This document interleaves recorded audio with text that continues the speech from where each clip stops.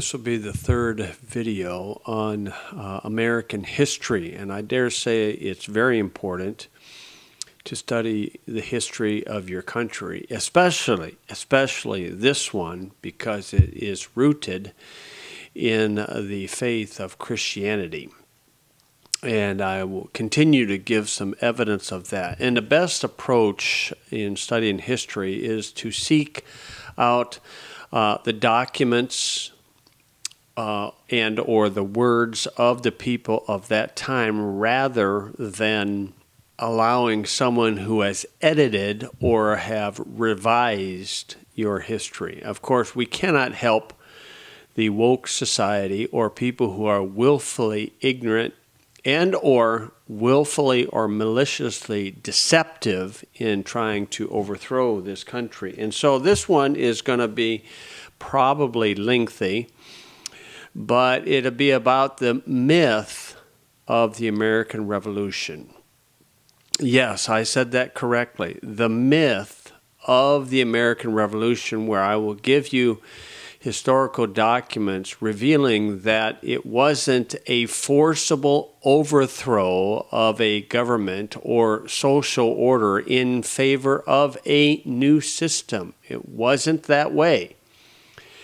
When I began to study American history and the Great Awakening and the great revivals that occurred in 1740 to 1780, which led up to a revival of a political system, I tried to figure out how could these revived Christians defy their word by violating the charters that they had with certain people in Britain and the king. They had no charters with Parliament.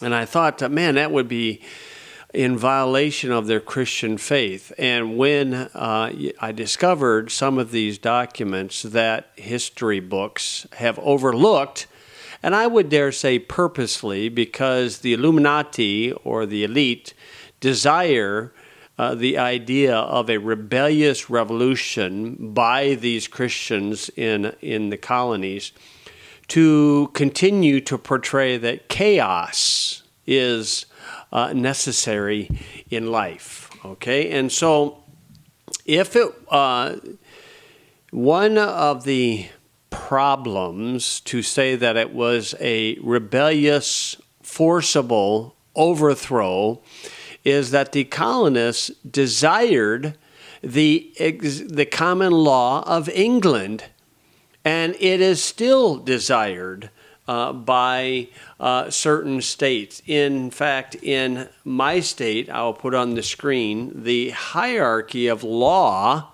and you can see that it will have first the Constitution. Okay, the two constitutions, one is the national one and one is the individual state one for Indiana. And then the statutes that, the federal statutes, first is the state statutes, and the third one is the statutes of the United States in force.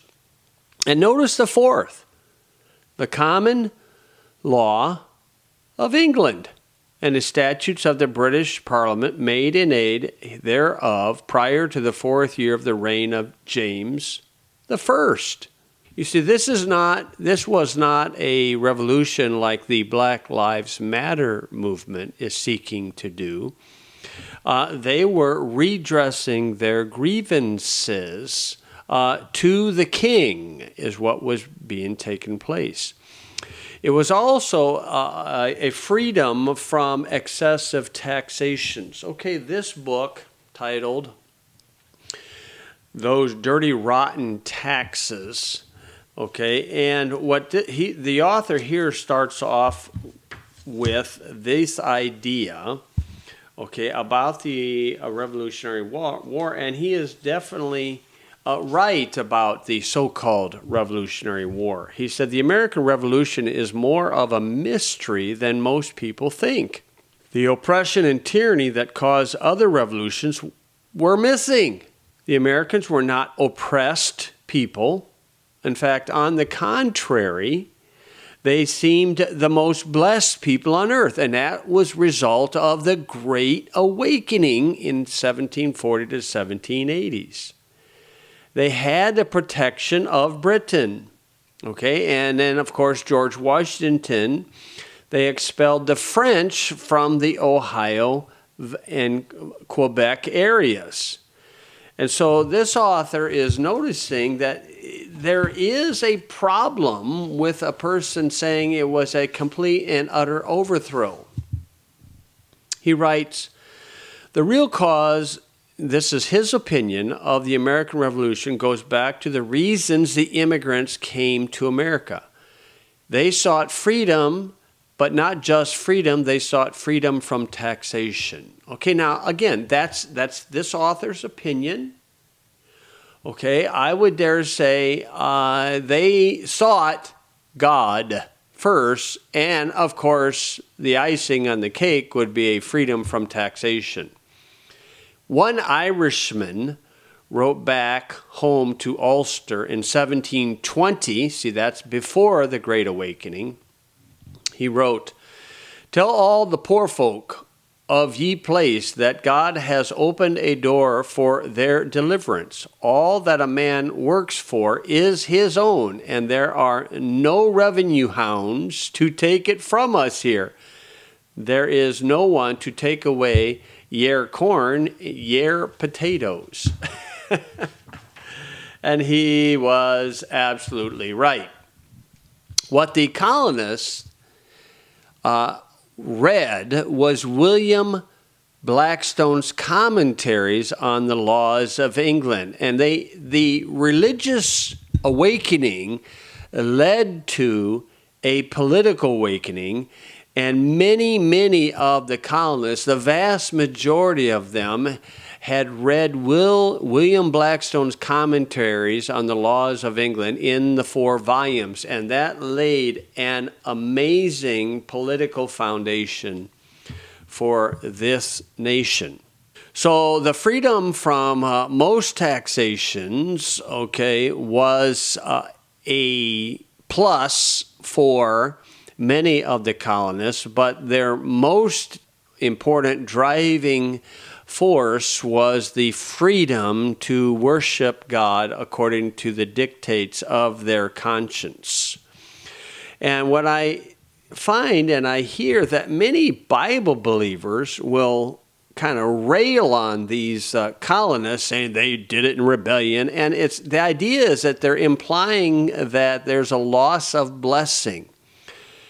Well, in this video, I'm going to give you the many documents to reveal that it wasn't a rebellion, and the colonists were seeking to be loyal and faithful subjects under Britain, but something happened that was instituted on January 1st, 1776, that gave the colonists and their leadership no choice but to declare the independence. Okay, as I said, in 1740 to 1780, there was a great awakening, and I think I went through some of this in video number 2, under George Whitefield, and then Jonathan Edwards, and many Baptists, okay, Isaac Backus, and the Scottish Presbyterians, where in 1770 to 1776, there was an amazing growth amongst what they called the dissenters. Now, usually when you have a revival, the devil always shows up, okay? And the Puritans was, persecuting the dissenters up in Massachusetts. And in Virginia, the Anglicans were persecuting and seeking to tax the Baptists, and led to great persecutions during those times. And this tugged at the heartstrings of men like Patrick Henry, Ben Franklin, Thomas Jefferson, and James Madison, And this tugged at their heartstrings to want to seek the sole liberty that Rhode Island had been experiencing in all of the colonies. So what does a Christian, how is a Christian supposed to respond to tyranny or to governing authorities who are stepping outside of their bounds? Well, the Bible gives us an example with Daniel. And with Daniel, he appealed to the governing authority, Babylon. He appealed to Melzar. And in the political world, this is called a redress of grievances. And that's what the colonists did time and time again.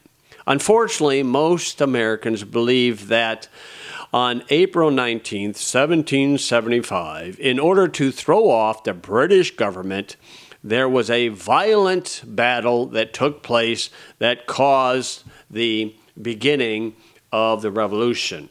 Now, in this day and age, of course, we have immediate, back and forth with text and phones and stuff like that, with the increase of transportation and communication. Back in those days, what takes here less than a minute would take a year. George became king, King George, in 1760.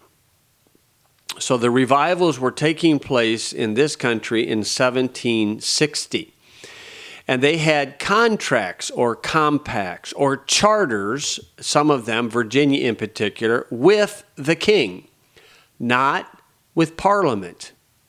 Okay, the problem the initial problem here was with Parliament. They had zero authority over the colonists. None. And there were a few in Parliament that admitted that fact. And so there was a great war, and they had a big debt. At the time, the large national debt as a result of the French and Indian War. And so Parliament wanted to tax the colonists to try to recover this debt. And so they had a series of taxations, the Stamp Act, the Declaratory Act, the Townshend Acts, and then, of course, it led up to the Boston Tea Party. And what's interesting about bureaucrats, like Parliament, bureaucrats do not create value. They only take it. Mark Twain said one time, "No man's life, liberty, or property are safe while the legislator is in session." So true, so true. Bureaucrats, like Parliament, never ask permission to aggress against someone or their property. It's a complete aggression, and they feel like they have the right to do it. Bureaucrats acquire control over your life and property through violence and organized coercion. And that's exactly what Parliament was seeking to do with the colonists. And of course, the colonists resisted that because they had no authority over them. Do you think valid obligations are created by violence and organized coercion? Do you think that's a valid obligation? I would dare say no. And so the colonists, because of their intelligence of political laws, the common law, and William Blackstone, they didn't agree with that idea either. In fact, in the Geneva Bible, there was a note at Exodus 1:22, a marginal note, and it read, "When tyrants cannot prevail by deceit, they burst into open rage." And unfortunately, that's what happened at the beginning of this country from Parliament and especially the king. Now, I'm not going to go in great detail because this video would go forever on that, but I do believe this is vitally important because if we don't know our true history, how are we going to maintain the liberties that we have? The pulpits of the day, okay, was crying against the corruption of Parliament. And that's what led up to the great mindset of the colonists to recognize what was taking place. Jonathan Mayhew, a congregational preacher, poetically stated liberty, the Bible, and common sense in opposition to tyranny, priestcraft, and nonsense.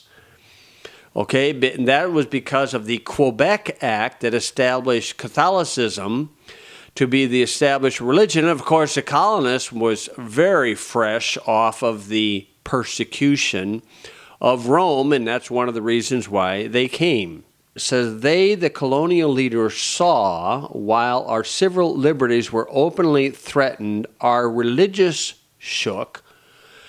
After taking away the liberty of taxing ourselves and breaking in upon our charters, they feared the breaking in upon the act of toleration, the taking away of liberty to choose our own ministers, and then imposing whom they, Parliament, pleased upon us for spiritual guides, largely taxing us to support the pride and vanity of the diocesan bishops, and it may be by and by making us tributary to the See of Rome, or the Pope.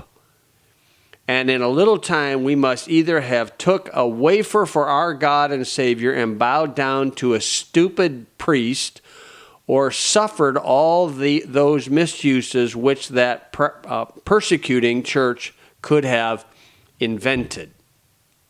Okay, so see, in that statement you can see that their contracts, their charters, was their established authority. And they feared that Parliament was going to bring in the Catholic Church on them and force their religious beliefs on them. In the 1774 September, the First Continental Congress met, and they were meeting for the purpose of reconciliation. They felt at that time Parliament was the problem, not the king. This is a petition was drawn up and delivered to the king in December of 1774 by Benjamin Franklin and Arthur Lee. And they were seeking to reveal to the king that Parliament was undercutting him. And it reads in pertinent part, who daringly interposing themselves between your royal person and your faithful subjects. You see, they were seeking to remain faithful subjects. In February of 1775, a couple months later, a personal letter to the king by Ben Franklin summed up the desire and attitude of the colonies. And here is what he wrote. Most humbly showeth that your petitioners, being agents for several colonies, and deeply affected by the apprehension of impending calamities that now threaten your majesty's subjects in America. Notice they're still calling themselves subjects. And then the highlighted part, it says, true grievances of the colonies and settle the means of composing all dissensions. Again, and you can see further down, subjects, and servants. Okay, a few months go by. Okay, so that's in February 1775. In September 1 of 1775, at that time, okay, it says that your faithful subjects on this continent request that the wished for opportunity would soon be restored to them. And then it repeats, most dutiful subjects and the most affectionate colonists. So they're still appealing, redressing their grievances exactly as the Bible would want them to do. Okay, so what they could see what was happening is that Parliament was going to push for a force to use violence against them, as what bureaucrats do, and as Jesus said, the kingdom of heaven operates by violence, and the violent take it by force. And so in the summer of 1775, the Continental Congress prepared for the declaration of causes and necessity of taking up of arms. This was for self-defense. And here's what it reads in pertinent part. Lest this declaration should disquiet the minds of our friends and fellow subjects in any part of the empire, we assure them that we mean not to dissolve the union which has so long and so happily subsisted between us, and which we sincerely wish to see restored. So you can see that they are not seeking at this point to dissolve the union with Great Britain and the king in particular. That is in the summer of 1775. You can see that things are building. And what the Congress or Continental Congress did is that they developed an olive branch, last-ditch petition, okay, and this was seeking, the olive branch was seeking to reveal to the king in September of 1775 that they are not desiring to disband, they are desiring to be faithful subjects. King wouldn't even look at it. So what did they do? They published it. They published it in the newspaper, and this forced Parliament to react. Well, in October, the king blew this head gasket, had this speech, and they drew up what was called the Prohibitory Act. Now, this is the act that was the last straw. This is the act that historians do not record. This act, the Prohibitory Act, this is the detailed history of, and this is informing the reader of the Prohibitory Act that was enacted into law on January 1, 1776. So in October of 1775, the king threw a fit, and then Parliament and the king drew up a Prohibitory Act. And that act divorced the colonies from Great Britain. An act to prohibit all trade and intercourse with the colonies. And when you read down through that entire act, the king basically threw off the colonies. He divorced the colonies, and then he hired German mercenaries, or the Hessians, to attack them.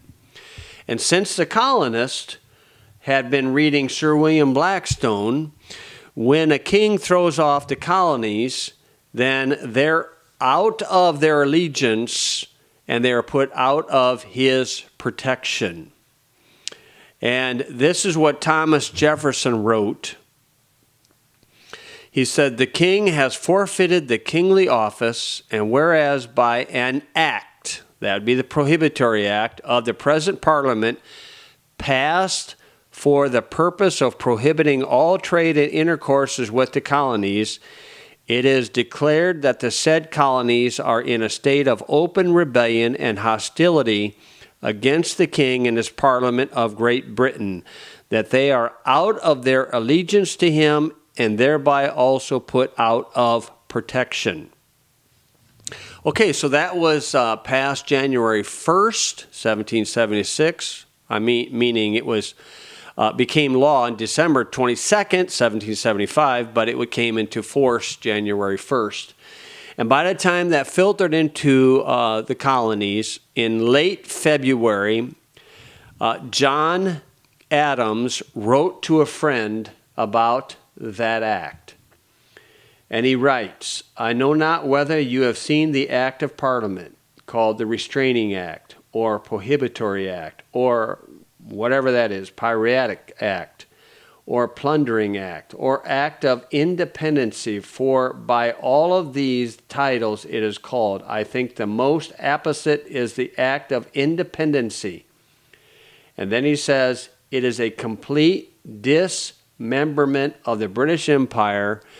It throws 13 colonies out of the royal protection, levels all distinction, and makes us independent in spite of our supplications and entreaties.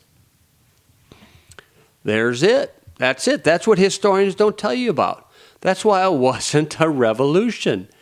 They didn't have a choice in the matter. In March, South Carolina adopted its own constitution. And in the South Carolina Constitution, here's what it says. After this manner, okay, they're talking about getting their constitution. And notice the date, 21st of December 1775. That's the act I'm telling you about, that historians don't tell you about. An act of the British Parliament passed December 21, 1775, authorizing the capture of American vessels and property. That was a driving force. 1 month later, North Carolina adopts their constitution. In Virginia, in early spring of 1776, a letter to Governor Eden of Maryland was intercepted, which announced the sailing of a force to subjugate the southern colonies. And the letter reads in pertinent part, "Gentlemen, when we consider the despotic plan adopted by the king," there we go. And then down into bold print, "a late letter from the Secretary of State to Governor Eden and the late act," that he's talking about the Prohibitory Act, "of Parliament for seizing and confiscating all our ships and property that may fall into their hands." Okay, in May, these men are starting to get together in Williamsburg, Virginia. And after the convention there, a paper was found in the handwriting of Patrick Henry. And he wrote, "As the humble petitions of the Continental Congress have been rejected and treated with contempt, as the Parliament of Great Britain, so far from showing any disposition to redress our grievances, have lately passed an act approving of the ravages that have been committed upon our coast." And then you can pause the video if you want to read the rest of that. So I'm telling you that on May 14th, a unanimous resolution was passed for independence, and the document reads as follows. "By a late act, all of these colonies are declared to be in rebellion and out of the protection of the British Crown, our properties subjected to confiscation," and so forth down the line. They didn't have a choice in this matter. Okay, what does a woman do if her husband divorces her, kicks her out? That's exactly what the king did to the colonists. Okay, in Virginia's constitution, you can see we're getting closer and closer to July 4th. Jefferson's preamble to Virginia Constitution, there it is, whereas George III, King of Great Britain and Ireland, and so forth, okay, hath endeavored to pervert the same into a detestable and insupportable tyranny. And then that preamble, here's how it concludes. By transporting at this time a large army of foreign mercenaries to complete the works of death, desolation, and tyranny already begun with circumstances of cruelty, okay, and perfidy unworthy the head of a civilized nation. by answering our repeated petitions for redress, that's what a Christian does, with a repetition of injuries, and finally he abandoning the helm of government and declaring us out of his allegiance and protection, by which several acts of misrule the government of this country, as formerly exercised under the Crown of Great Britain, is totally dissolved. Okay, so there's and then Thomas Jefferson in the Declaration, one section where it reads, "They are absolved from all allegiance to the British Crown." Now, I don't know why many history books have overlooked this, except for a spirit has led them to fool the American people into thinking that it was a violent overthrow of a governing authority, especially when they had great Christian revivals being taken place. And I dare say it's interesting that the Illuminati began May 1st, 1776. So the idea that it was a rebellion against the British Crown is a myth. It is a lie. These documents prove it. These Christians were led by God to develop a foundation of Christianity for a new governing authority in each of the 13 colonies.